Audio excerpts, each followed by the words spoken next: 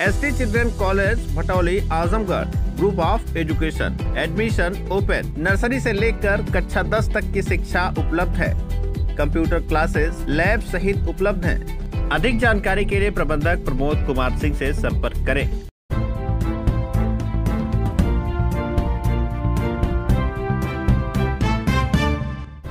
नमस्कार, आप देख रहे हैं तेज न्यूज। मैं हूं आपके साथ विनोद राजभर। आइए शुरू करते हैं खबरों का सिलसिला। आजमगढ़ के लाइफ लाइन अस्पताल ने कुछ ऐसा कर दिखाया जो पूरे विश्व में चर्चा का विषय बना हुआ है।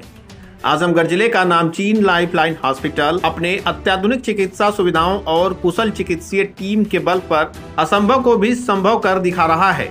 देश ही नहीं, विदेशों से भी मरीज यहाँ उपचार के लिए आते हैं और स्वस्थ होकर मुस्कुराते हुए अपने घर लौटते हैं। इसी कड़ी में अब एक और कारनामा इस अस्पताल ने कर दिखाया है। दरअसल इस अस्पताल ने एक बड़ी असाधारण उपलब्धि हासिल की है। एक गर्भवती महिला को न केवल नई जिंदगी दी, बल्कि उसके गर्भ में पल रहे शिशु को भी पूरी तरह से सुरक्षित रखा।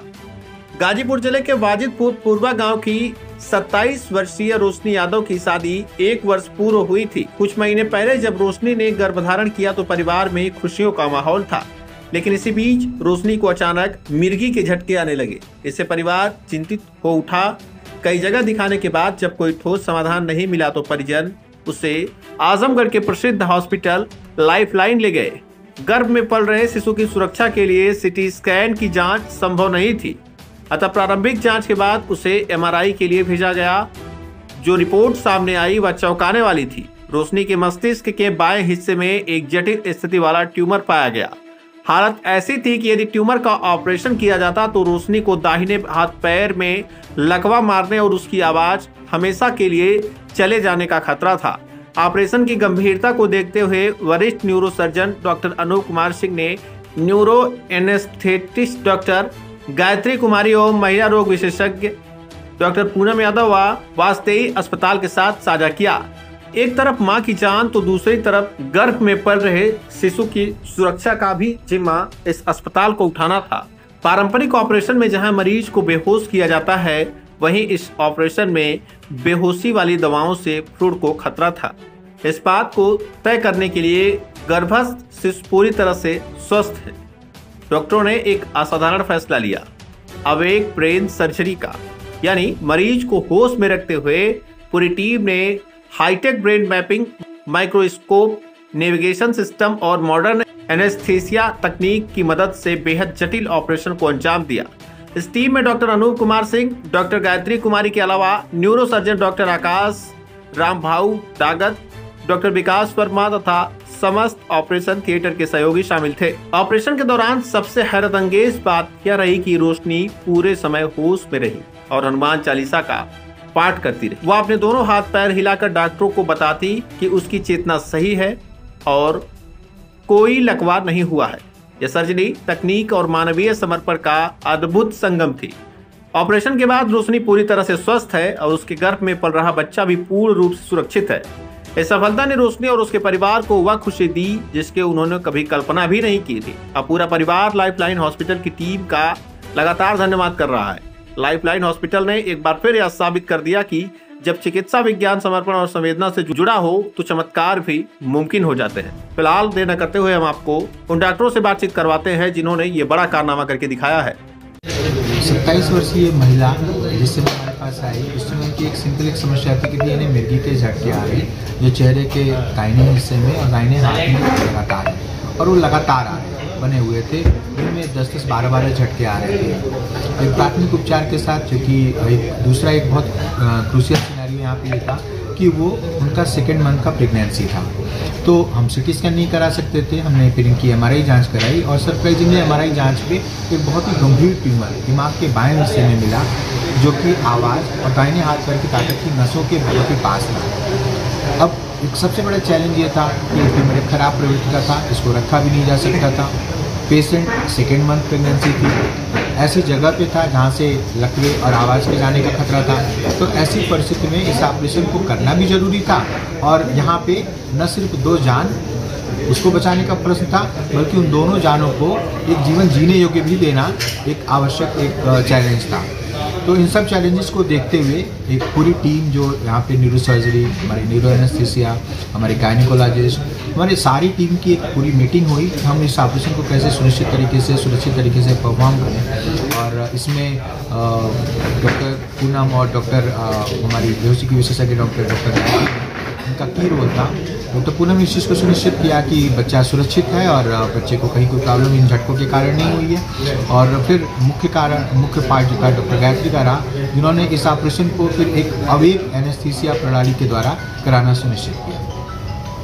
इसमें उन्होंने ये तय किया कि हम पेशेंट को ऐसी कोई दवा ना दें जो कि उसके बच्चे गर्भस्थ शिशु को प्रभावित करे। हम ऐसी कोई दवा ना दें जिसके कारण पेशेंट इतना सीरियस हो जाए कि उसे पता ही नहीं चले और ऑपरेशन के दौरान वो कोऑपरेट न करे, जिससे उसके हाथों पैरों में कमजोरी या उसकी आवाज़ प्रभावित हो। तो इस तरीके से हमने इस ऑपरेशन को लगभग 4 घंटे चले इस ऑपरेशन को परफॉर्म किया, जिसमें एक लंबा अवधि, इससे 4 घंटा तो सिर्फ सर्जिकल पार्ट था, लेकिन उससे कहीं ज़्यादा लंबा इसका ऑपरेशन के पहले और ऑपरेशन के बाद की डॉक्टर गायत्री की तैयारियां थी, जिसमें उन्होंने इस ऑपरेशन की सुरक्षा को सुनिश्चित किया।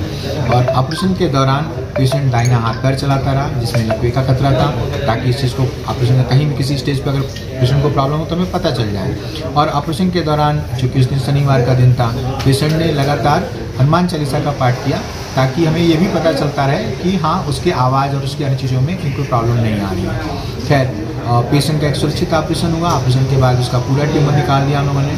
ऑपरेशन के बेड पे थोड़ी सी सूजन के कारण हल्की फुल्की से आवाज़ें, कुछ दिक्कतें अभी नोटिस कर रहे हैं हम लोग, लेकिन मुझे पूरी उम्मीद है कि अगले 2-3 हफ्ते के अंदर वो भी खत्म हो जाएगी। वो आराम से चल फिर रही हैं, आराम से स्वस्थ हैं और एक नॉर्मल जीवन बिताने के लिए तैयार हैं। इनको कैसे अभी ऑपरेशन का अभी जस्ट 6वां-7वां दिन है और वो पेशेंट पूरी तरह स्वस्थ हैं, घर जाने के लिए तैयार हैं और उन्हें आज हम लोग डिस्चार्ज भी कर रहे हैं, आज ऑपरेशन के 7वें दिन। और अब इसके आगे का उपचार जो है वो ट्यूमर की प्रवृत्ति, जो उसकी बायोप्सी रिपोर्ट होती है, उस पर निर्भर करता है कि ये ट्यूमर की प्रवृत्ति क्या है। ये एक बिनाइन लीजन था या एक खराब तरीके का कोई कैंसर था, उसके आधार पे पेशेंट के आगे का उपचार, रेडियोथेरेपी, कीमोथेरेपी, एक एक चीज़ें तय की जाती हैं। तो ये एक लंबा समय होता है और इसमें पेशेंट को कई बार एक लंबे समय तक, महीनों सालों ऑब्जर्वेशन और फॉलोअप में रहने की ज़रूरत होती है।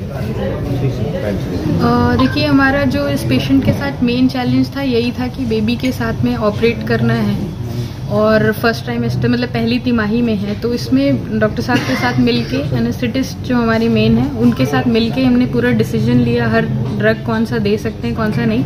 और अभी तक तो बेबी सेफ है, मदर भी काफ़ी इम्प्रूवमेंट दिखा चुकी हैं और बहुत अच्छी ब्रेन सर्जरी भी हुई है। तो अभी मेन चीज़ हमारा फोकस रहेगा तो कि न्यूरो सर्जरी का पार्ट तो सर ही मॉनिटर करेंगे, लेकिन मेरा मेन एम रहेगा कि बेबी अच्छे से प्रोग्रेस करे। हम हर महीने जो भी बच्चे का मॉनिटरिंग करते हैं, रेगुलर मॉनिटरिंग ही करेंगे। यहाँ पे क्योंकि मदर कंटिन्यू करना चाहती थी प्रेगनेंसी, तो हमने उस चीज़ को बहुत ध्यान दिया है कि उनकी भी इच्छा पूरी हो, और क्योंकि उनका फर्स्ट बेबी है। और अभी हम रेगुलर मॉनिटरिंग ही मेन करेंगे, जो स्कैन्स होते हैं, ब्लड टेस्ट वगैरह होते हैं, जो रेगुलर प्रेगनेंसी में ही करते हैं, एकदम नॉर्मल प्रेगनेंसी की तरह ही उसको ट्रीट करेंगे। अगर हमें कोई भी दिक्कत दिखती है फ्यूचर में बच्चे में या फिर मदर में प्रेगनेंसी से रिलेटेड, तब हम उसका डिसीजन लेंगे। अदरवाइज मोस्ट प्रोबेबली तो ये एक नॉर्मल प्रेगनेंसी होनी चाहिए, जो कि 9 महीने पे हम एंड में डिसाइड करेंगे नॉर्मल डिलीवरी करवानी है या ऑपरेशन करवाना है। वो तो भैया, मेरा नाम समीर कुमार यादव।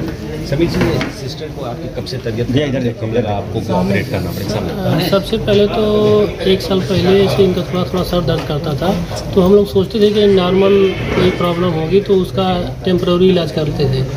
फिर आफ्टर 1 ईयर बाद हमने इनकी शादी कर दी। तो शादी के 6 मंथ बाद इनको एक झटका आया, तो उस झटके में हम लोग इनको उसमें क्या हुआ, उसमें जो राइट साइड का ये था वो खींच रहा था, चेहरा खींच रहा था। तो उनको हम लोग ले गए थे चंदौली, वहाँ दिखाए थे, कोई होम्योपैथ के डॉक्टर थे, तो उनको दिखाया तो वहाँ कुछ दिन बाद मतलब सही हो गया और उनकी दवा भी चल रही थी। तो आफ्टर 6 मंथ दोबारा इनको अटैक आया, जब ये अपने ससुराल में थे। तो वहाँ आया तो प्रेजेंट टाइम में मैं नहीं था, इनके हस्बैंड थे और इनकी फैमिली थी। तो उन्होंने मतलब ये सुना था कि मतलब कि आजमगढ़ में भी कोई अच्छे सर्जन है या मतलब कि लकवा का देखते हैं, तो उन्होंने ऑन द स्पॉट इनको यहाँ लेके आया, एडमिट किया। फिर उन्होंने यहाँ आने के बाद हम लोगों के पास चैलेंजेज ये हुए कि अब हम क्या करें। यहाँ हम मतलब कि सब लोगों से डिस्कशन किया तो फाइनल रिजल्ट आया कि सर्जरी ही करना पड़ेगा इनका। तो हम लोग सोच रहे हैं कहाँ कराएं, यहाँ कराएं या पीजीआई कराएं या वेदांता में कराएं या वहाँ कराएं। तो ऐसे सोचते सोचते 2-3 दिन हमारा ऐसे भी चला गया। तो फिर फाइनली डिसाइड हुआ कि नहीं हम सर से ही करवाएंगे। सारा ओवरऑल हमने रिव्यू ले लिया तो पता चला नहीं सर मतलब अच्छे सर्जन है उनसे करवाते हैं। तो हमने डिसाइड किया कि यहीं करवाएंगे। तो हमने यहाँ सर्जरी करवाया और भगवान के कृपा से अच्छा हो गई, मतलब सर्जरी भी सफल हो गया। ठीक है। और इनके हस्बैंड सर ये अपना दूध का व्यापार करते हैं। तो अभी वो डेली 12 बजे तक इधर रहते हैं। तो वो इंटरनली और एक्सटर्नली दोनों सपोर्ट उनका हमारे पास है। उनकी फैमिली का पूरा सपोर्ट हमारे साथ है। उनके बुआ के लड़के हैं, 24 घंटा साथ ही रहते हैं हमारे। ये सामने है राकेश जी। इससे ऑपरेशन हो गया, सक्सेस हो गया। देखिए, कोई भी ऑपरेशन बिना बेहोशी के नहीं होता है। बेहोशी के बहुत पद्धतियां हैं। आज के मॉडर्न एनेस्थीसिया में तमाम पद्धतियां हैं। जब हमें पता चला कि ट्यूमर ऐसी जगह है जहां कि इसका स्पीच अफेक्टेड हो सकता है, इसके हाथ पैर अफेक्टेड हो सकते हैं, क्वालिटी अफेक्टेड हो सकते हैं, इस परिस्थिति में हम लोग अवेक ब्रेन सर्जरी का प्लान करते हैं, अवेक एनेस्थीसिया देते हैं। अवेक एनेस्थीसिया में यूजुअली 2 पद्धति इस्तेमाल करते हैं, scalp anaesthesia and awake sedation. लेकिन अवेक सेडेशन में हमें कुछ ना कुछ एनेस्थेटिक ड्रग का यूज करना पड़ता है।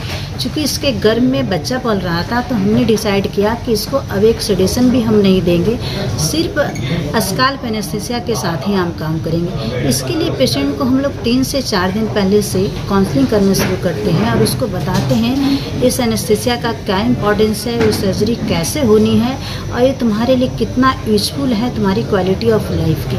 हमारे समझाने से पेशेंट कन्विंस हो जाते हैं और उससे इम्पॉर्टेंट हम सेलेक्ट करते हैं पेशेंट क्या ये करा पाएगा। क्योंकि जब हम उससे कम्युनिकेट करते हैं तो उसकी फिजिक देखते हैं, उसका कॉन्फिडेंस देखते हैं, उसकी बातें करते हैं, उससे हमें अंदाज़ा लग जाता है कि पेशेंट ये कराने में सक्षम है और हम करा लेंगे। ऑपरेशन के दौरान अगर कोई चैलेंजेज आएंगे इंट्रा ऑपरेटिव, जैसे सांस लेने में कोई दिक्कत हो, पेशेंट को उलझन हो, उल्टी हो या झटके आएँ, तो हम इसका एयरवे को मैनेज कर पाएँ। तो ये सारी चीज़ काउंसलिंग और प्रिपरेशन हम ऑपरेशन से पहले ही कर लेते हैं। और ऑपरेशन के दौरान बेसिकली हमें लगातार पेशेंट को मॉनिटर करना होता है। एनेस्थीसिया देने के बाद एनेस्थीसिया देने के लिए हम उसके पूरे जो सर है उसके हिस्से को ब्लॉक कर देते हैं। ब्लॉक के दौरान पेशेंट को थोड़ा फील होता है, उसके लिए भी हम काउंसिल करते हैं। नॉर्मल में हम दवाइयाँ कुछ देते हैं, लेकिन इस पेशेंट को हमने यूजुअली कोई मेडिसिन नहीं दी। पेशेंट काउंसलिंग पे इसने सारा इंजेक्शन लगवा लिया और ऑपरेशन के दौरान हम लगातार इससे बात करते रहे, इससे हम कहते रहे कि हम तुम्हारे साथ हैं। शनिवार का दिन था, मैंने इसे कहा कि हनुमान चालीसा का पाठ करो, तो इसने हनुमान चालीसा का भी पाठ किया। साथ में ही ऑपरेशन के दौरान ब्रेन में इलेक्ट्रोड्स लगा के उसको लोकेशन देखा गया कि कहाँ पे है, और उसी साथ में उससे बोलने के लिए बोला, उसके हाथ पैर को अफेक्टेड हाथ पैर को चलाने के लिए बोला गया, ताकि हम देख पाएँ कि ये सुरक्षित ऑपरेशन चल रहा है और पेशेंट को कोई डैमेज नहीं हो रहा है। आप लोगों की टीम के लिए कितना चैलेंजिंग रहा कि आप लोग ये अगर आप ये मेरे लिए पार्ट ऑफ एनेस्थीसिया नॉर्मली भी अवेक ब्रेन सर्जरी सबसे डिफ़िकल्ट सर्जरी होती है। जैसा कि हमने बताया, पेशेंट पूरे टाइम होश में रहती है और एक फिक्स लोकेशन पे एक पतले सर्जिकल टेबल पे पड़ी रहती है। पेशेंट इसका हेड फिक्स होता है, पेशेंट सर्जिकल टेबल पे मूव नहीं कर सकती है और खुद से होश में सांस लेती रहती है। इसकी हम नॉर्मली सांस की भी मॉनिटरिंग करते रहते हैं। कुछ ओरल मॉनिटर्स हैं मेरे पास जो इसको लगाकर कितना ये कार्बन डाइऑक्साइड छोड़ रही है, कितना ऑक्सीजन की मात्रा चल रही है, ये सारा मॉनिटर करते हैं। इसके साथ blood pressure, heart, temperature, ECG सारी मॉनिटरिंग होती रहती है और इन पेशेंट का भी करते रहते हैं। लेकिन फिर भी हम इस बात के लिए तैयार रहते हैं कि अगर ऑपरेशन के दौरान कोई कार्डियक इवेंट हो या कोई रेस्पिरेशन में प्रॉब्लम हो, कोई सीजर आए, तो सारे इंस्ट्रूमेंट हमारे पास तैयार होते हैं कि पेशेंट को हम जनरल एनेस्थीसिया में इमीडिएट कन्वर्ट कर दें।